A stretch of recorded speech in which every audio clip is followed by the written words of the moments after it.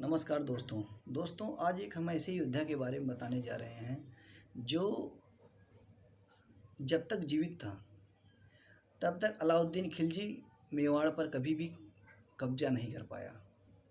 वह महाराजा रतन सिंह की तरफ आंख उठाने की हिम्मत तब तक नहीं कर पाया जब तक वह जिंदा था।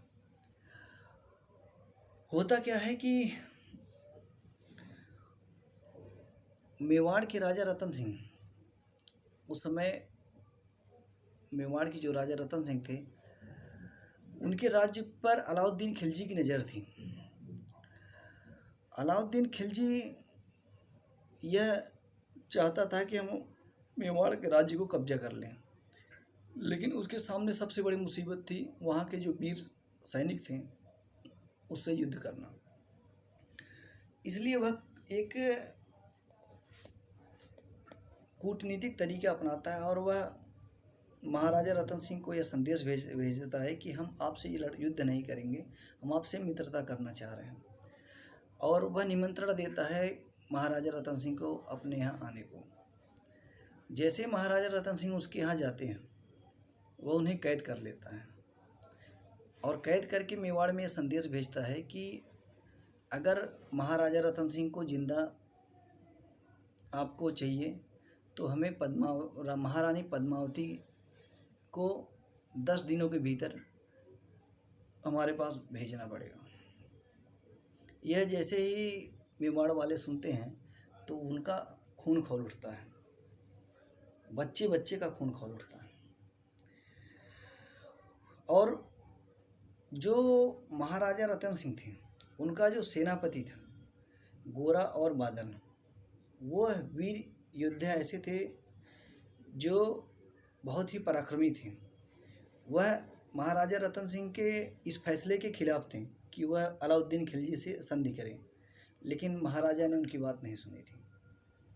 फिर भी वह जब यह सुनते हैं तो एक प्लान बनाते हैं कि जैसे ही यह छल से हमारे महाराजा को कैद किए हैं वैसे ही हम छल से उन्हें छुड़ा कर लाएंगे। लेकिन लाखों सैनिकों के बीच में जाने का मतलब मौत, काल के मुंह में जाना, लेकिन फिर भी ये वीर योद्धा डरे नहीं और ये संदेश भेजते हैं अलाउद्दीन खिलजी के पास कि हम 7 महारानी पद्मावती आपके दरबार में आने को तैयार हैं और वह अपने साथ कुछ अपनी दासियां लाएंगी। यह शर्त जो है उनको अलाउद्दीन खिलजी मंजूर कर लेता है। उसके बाद डोलियां सजती हैं और महारानी पद्मावती की डोली में पद्मावती जी की जगह पर गोरा बैठते हैं जो सेना प्रमुख थे महाराजा रतन सिंह के, और डोलियों में बादल और बहादुर जो सैनिक थे 700 सैनिक के साथ ये डोलियां निकल पड़ती हैं। अब डोली पहुंचती है अलाउद्दीन खिलजी के किले के बाहर। वहाँ से अलाउद्दीन खिलजी को संदेश भेजा जाता है कि महारानी पद्मावती आ गई हैं, लेकिन वह एक शर्त रखी है कि वह अपने महाराज रतन सिंह से पहले ही मुलाकात करेंगी। अलाउद्दीन खिलजी जब ये सुनता है तो खुशी से पागल उठता है और वह आदेश दे देता है कि मिल सकते हैं। लेकिन उनका जो सेनापति था अलाउद्दीन खिलजी का जफर, उसको शक था कि ये लोग आसानी से कैसे मान गए।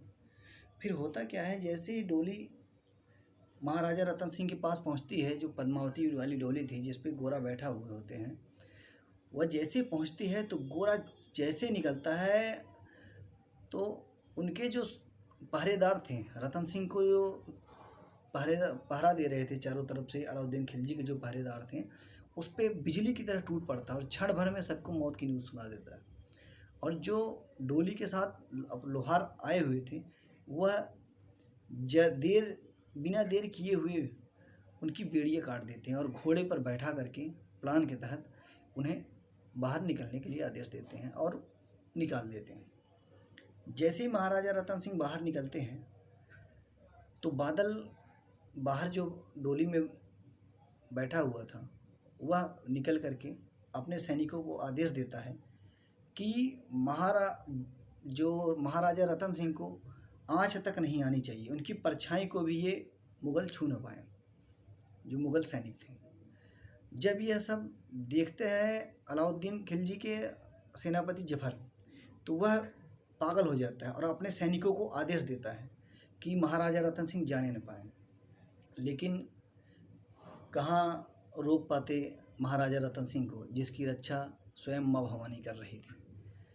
और जो सैनिक उनकी रक्षा कर रहे थे, गोरा और बादल के साथ जो सैनिक लाए थे, वह ऐसे टूट पड़ते हैं मुग़लों की सेना पर, मालूम हो जैसे स्वयं काल टूट पड़ा हो।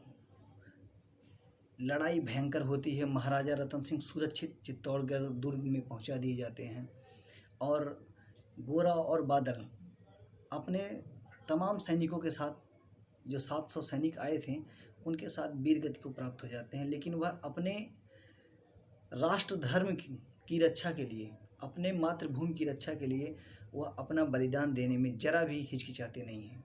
वह एक ऐसे वीर योद्धा थे जिनको जब वो जिंदा थे, अलाउद्दीन खिलजी कभी भी उसकी हिम्मत नहीं पड़ी कि वह मेवाड़ पर आक्रमण कर दे।